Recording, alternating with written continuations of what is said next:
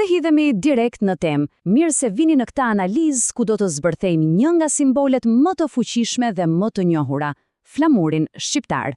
Ne do të gërmojmë thellë për të kuptuar peshën e vërtet emocionale dhe atë historike që fshihet pikërisht pas ngjyrave kuqe zi dhe asaj shqiponje dy krenare. Sepse simbolet kombëtare janë vizualizimi i shpirtit të një kombi, por këtu kemi të bëjmë me diçka krejt të veçantë, një identitet vizuar që i ka mbjetuar stuhive të shekujve dhe mbetet po aq i gjallë, po aq i fortë sot, sa ishte qindra vite më parë.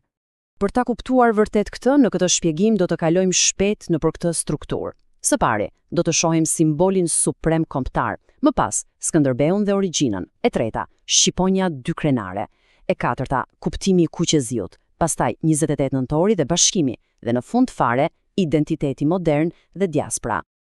Pra, le të fillojmë menjëherë me pikën e parë, simboli suprem kombëtar.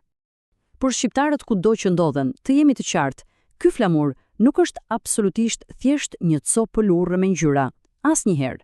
Ai funksionon si zemra rrahëse e të gjithë komunitetit. Në periudhat e errta historike kur nuk kishte fare një shtet të pavarur, ishte pikërisht ky simbol dhe vetëm ky që mbajti ndezur atë frymën e pashuar të lirisë, rezistencës dhe krenarisë. Është padyshim shënuesi absolut i përkatësisë. Dhe ka një detaj etimologjik këtu që është vërtet magjepsës. Fjala shqiptar është lidhur pasgjithshmërisht me fjalën shqiponjënj në mendjen e njerëzve. Është një dukuri shumë e rrallë. Emri i vet popullit reflekton drejt për drejt simbolin e tij kryesor vizual. Kjo krijon një urë emocionale të menjëhershme mes asaj që ky popull është dhe asaj që ai përfaqëson fizikisht. Kalojmë tani te pika e dytë e udhëtimit ton historik, Skënderbeu dhe origjina e flamurit. Për të kuptuar peshën reale, duhet të kthehemi pas në kohë. Gjithçka nis në shekullin e 15. Ajo shqiponje e zezë dy krenare në atë sfondin e kuq të ndezur bashkoi të gjitha principatat shqiptare në Gjergj Kastriotin, Skënderbeun, në rezistencën epike kundër perandorisë osmane. Më pas erdhi pushtimi i gjatë, flamuri duhej fshehur, këndoi vetëm në përkëngë, si një lloj rebelimi i heshtur. Dhe më në fund, mbërrina 28 nëntori vitit 1912, kur ky simbol rikthehet fuqishëm në dritën e diellit, tani më si një flamur shtetëror i pavarur. Kjo na çon natyrshëm te pika e tretë e thelbësore, vet shqiponja dy krenare.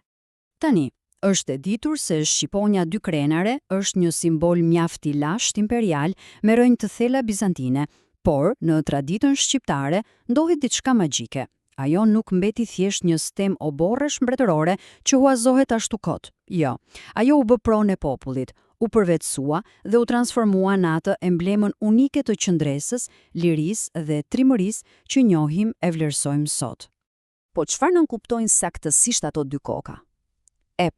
Interpretimet janë të jashtëzakonshme. Ato përfaqësojnë një vështrim vigjilent në të dyja drejtimet, drejt lindjes dhe perëndimit, duke reflektuar në mënyrë perfekte pozicionin historik si një urë lidhse. Por mbi të gjitha, flasim për një forcë të dyfisht. Është një mbrojtje e hekurt dhe e pakushtëzuar mbi kombin. Pra, nuk kemi të bëjmë thjesht me një zgjedhje grafike. Është një deklaratë e vërtet e pathyeshmërisë. Le të flasim tani për pikën e katërt, pëluhrën mbi të cilën qëndron shqiponja. Kuptimi i vet kuqeziut. Ngjyrat. Është një kontrast vizual brillant. E kuqa, ajo simbolizon sakrificën më ekstreme, gjakun e derdhur, luftën për liri dhe një guxim të jashtëzakonshëm.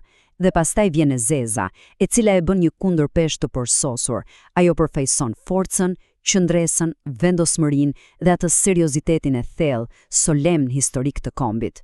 Balanca mes sakrificës së zjarrt dhe rezistencës së pakulundur është pikërisht ajo që e bën këtë identitet kaq unik dhe të dallueshëm në çdo cep të botës. Ky ekuilibër perfekt i ngjyrave dhe simbolit na sjell te pika e 5, 28 nëntori dhe bashkimi.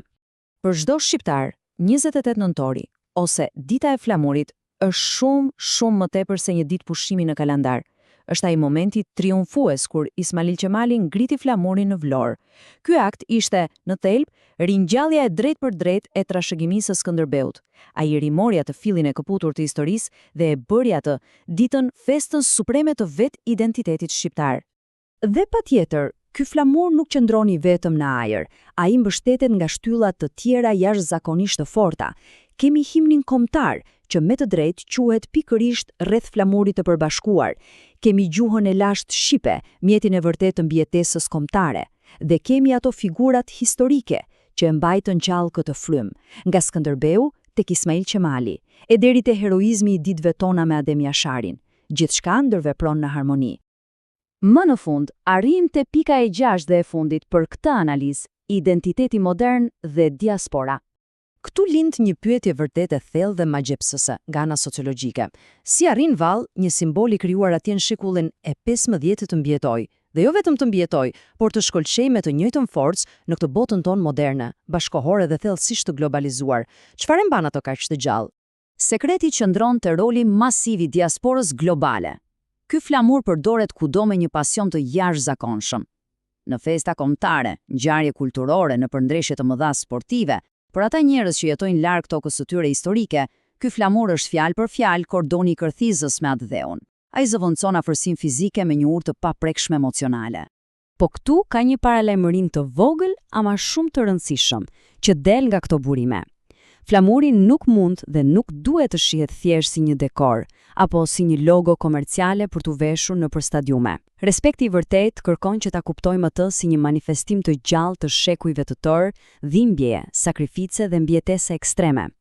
Duhet kuptuar thellësisht, jo vetëm valëvitur. Dhe kjo na jep mendimin e përsosur për ta mbyllur. Një komb që respekton simbolet e veta, respekton historinë, kulturën dhe sakrificat e paraardhësve të tij. Të nderosh kuqëziun, do të thotë në fakt të nderosh vetë ata njerëz që mbajtën gjallë këtë emër, kundër çdo gjase. Pra, pas gjithë këtij udhtimi, në një botë që ndryshon me një shpejtësi marramëndse, a janë pikërisht këto simbole të së shkuarës, i vetmi busulli vërtet që kemi për të siguruar të ardhmen? Kjo është padyshim diçka për të cilën ja vlen të mendohet gjatë.